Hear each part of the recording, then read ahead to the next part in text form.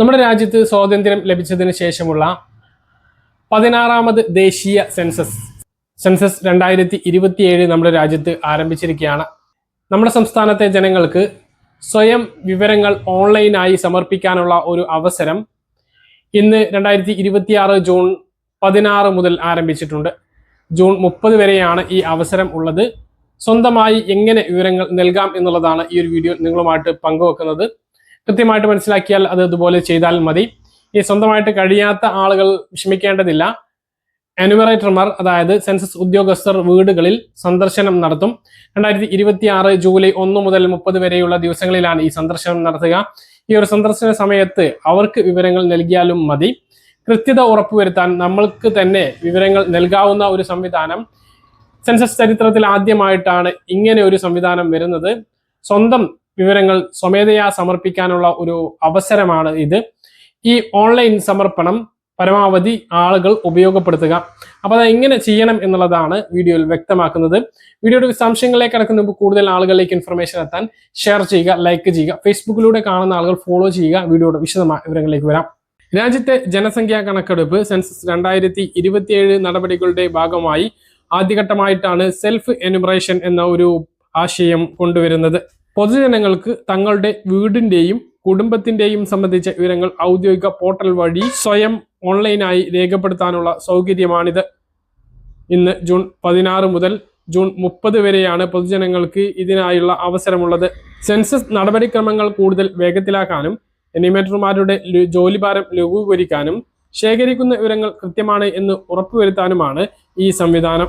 വീടുകളുമായി ബന്ധപ്പെട്ട 34 ചോദ്യങ്ങളാണ് ആദ്യഘട്ട ചോദ്യാവലിയിൽ ഉൾപ്പെടുത്തിയിട്ടുള്ളത്. ഇംഗ്ലീഷ് കൂടാതെ മലയാളം ഉൾപ്പെടെയുള്ള 15 ഇന്ത്യൻ ഭാഷകളിലും വിവരങ്ങൾ പോർട്ടലിൽ രേഖപ്പെടുത്താൻ കഴിയും. അപ്പൊ എല്ലാവർക്കും സ്വന്തമായിട്ട് എങ്ങനെയാണ് ഇത് രേഖപ്പെടുത്തേണ്ടത് എന്നാണ് അറിയേണ്ടത്. അതാണ് ഇനി പറയുന്നത്. ഔദ്യോഗിക പോർട്ടലിൽ ലോഗിൻ ചെയ്യുകയാണ് ആദ്യം വേണ്ടത്. പൊതുജനങ്ങൾ ആദ്യം sc.census.gov.in എന്ന ഔദ്യോഗികമായ വെബ്സൈറ്റ് സന്ദർശിക്കുകയും സംസ്ഥാനം തിരഞ്ഞെടുക്കുകയും ചെയ്യുക. കേന്ദ്രഭരണ പ്രദേശമാണ് എങ്കിൽ അത് തിരഞ്ഞെടുത്ത് ക്യാപ്ച കോഡ് എൻ്റർ ചെയ്യണം. അടുത്ത ഘട്ടമായി കുടുംബ രജിസ്ട്രേഷൻ ആണ്.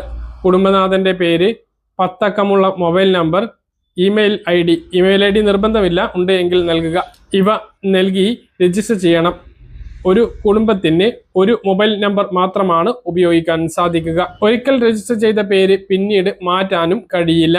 അതുകൊണ്ട് തന്നെ കൃത്യമാണ് എന്ന് ഉറപ്പുവരുത്തുക. അടുത്ത ഘട്ടമായി OTP പരിശോധനയും ഭാഷാ തിരഞ്ഞെടുപ്പും. മൊബൈലിൽ ലഭിക്കുന്ന OTP നൽകി ലോഗിൻ പൂർത്തിയാക്കണം. ഈ ഘട്ടത്തിൽ നമുക്ക് ഭാഷ തിരഞ്ഞെടുക്കാം. പിന്നീട് ഭാഷ മാറ്റാൻ സാധിക്കില്ല. അടുത്ത ഘട്ടമായി നമുക്ക് ലൊക്കേഷൻ വിവരങ്ങളാണ് തിരഞ്ഞെടുക്കേണ്ടത്.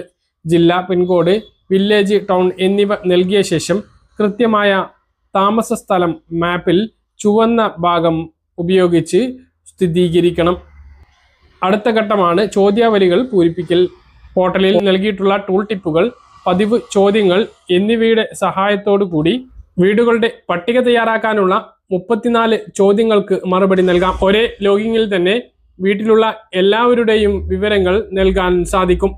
പ്രക്രിയ ഇടയ്ക്ക് വെച്ച് നിർത്തേണ്ടി വന്നാൽ ഡ്രാഫ്റ്റായി സേവ് ചെയ്ത് പിന്നീട് പൂർത്തിയാക്കാനും സൗകര്യമുണ്ട്. അവസാന ഘട്ടമാണ് ഫൈനൽ സബ്മിറ്റും SCIDയും. ഇവ വളരെയധികം ശ്രദ്ധിക്കേണ്ടതാണ്. നമ്മൾ നൽകിയിട്ടുള്ള വിവരങ്ങൾ കൃത്യമാണ് എന്ന് പ്രിവ്യൂ സ്ക്രീൻ വഴി ഉറപ്പുവരുത്തിയ ശേഷം മാത്രം സബ്മിറ്റ് നൽകാൻ വേണ്ടി ശ്രദ്ധിക്കുക.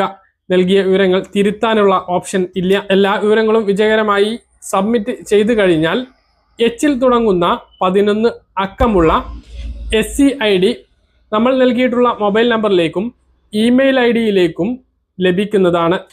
അത് നമ്മൾ സൂക്ഷിച്ചു വെക്കുക. ഇത്രയും കാര്യങ്ങളാണ് നമ്മൾ ചെയ്യേണ്ടത്. പിന്നീട് അടുത്ത ഘട്ടമായിട്ട് അത് അടുത്ത മാസം 1-ാം തീയതി മുതലാണ് എന്യൂമറേറ്റർമാർ വീടുകൾ സന്ദർശിക്കും. എന്യൂമറേറ്റർമാർ അഥവാ സെൻസസ് ഉദ്യോഗസ്ഥർ വീടുകൾ സന്ദർശിക്കുമ്പോൾ ഈ SCID അവർക്ക് കൈമാറണം. ഈ ID അവർ നിലവിലുള്ള റെക്കോർഡുമായി പൊരുത്തപ്പെടുന്നുണ്ട് എങ്കിൽ വിവരങ്ങൾ സ്ഥിരീകരിച്ച് സബ്മിറ്റ് ചെയ്യും. പൊരുത്തപ്പെടാത്ത സാഹചര്യത്തിൽ മാത്രം എന്യൂമറേറ്റർമാർ വിവരങ്ങൾ പുതുതായി ശേഖരിക്കും. സെൻസസിന്റെ ഭാഗമായി പൊതുജനങ്ങൾ ഇങ്ങനെ നൽകുന്ന വിവരങ്ങൾ രഹസ്യാത്മക പൂർണ്ണമായും ഉറപ്പാക്കി സുരക്ഷിതമായിട്ടുള്ള സെർവറുകൾ എൻക്രിപ്റ്റ് ചെയ്ത ഫോർമാറ്റിലാണ് ഈ ഡാറ്റകൾ സൂക്ഷിക്കുക. ഈ വിവരങ്ങൾ മറ്റ് ഏജൻസികൾക്കോ വ്യക്തികൾക്കോ കൈമാറ്റം അനുവദിക്കുന്നതല്ല. അപ്പൊ ഇങ്ങനെ നൽകുന്ന വിവരങ്ങൾ പൂർണ്ണമായും രഹസ്യാത്മക സ്വഭാവത്തോടു കൂടി കൃത്യമായിട്ട് സൂക്ഷിക്കുന്നതാണ്. മറ്റ് സ്വകാര്യ ഏജൻസികൾക്കോ മറ്റ് വ്യക്തികൾക്കോ ഈ വിവരങ്ങൾ ലഭിക്കുകയില്ല, കൈമാറുകയില്ല എന്നുള്ളതും മനസ്സിലാക്കുക. പറഞ്ഞ കാര്യങ്ങൾ കൃത്യമായിട്ട് മനസ്സിലാകണമെന്ന് കരുതുന്നു. ഇൻഫർമേഷനുകൾ ലഭിക്കാൻ ചാനൽ സബ്സ്ക്രൈബ് ചെയ്യുക, ബെൽ ഐക്കൺ എനേബിൾ ചെയ്ത് വെക്കുക. മറ്റൊരു വീഡിയോയുമായി നമുക്ക് വീണ്ടും കാണാം. ദൂരേക്കും ബൈ.